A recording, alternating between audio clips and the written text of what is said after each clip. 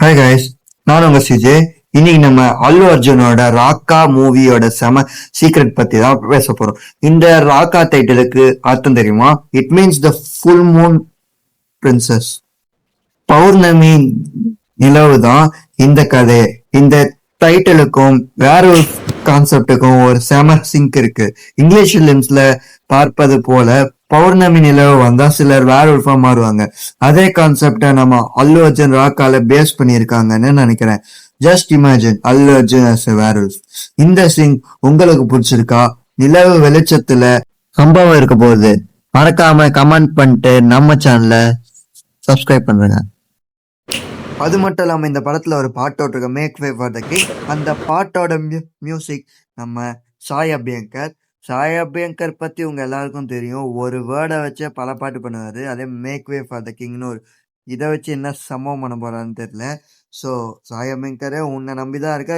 800 கோடி பட்ஜெட் படம். என்னது இது? ஏய், சொதப்பிராதடா, அவ்வளவுதான் சொல்ல முடியும். மியூசிக் தரமா இருக்கணும். ஸோ இந்த பாட்டை நான் கேட்டேன். நிஜமாலே எனக்கு இந்த பாட்டு ரொம்ப பிடிச்சிருந்து. ஸோ உங்களுக்கு இந்த பாட்டு எப்படி இருக்குன்னு சொல்லிட்டு கேட்டு நான் இந்த பாட்டோட கொஞ்சம் இது போடுறேன். ஸோ வாங்க பாட்டுக்கு போகலாம்.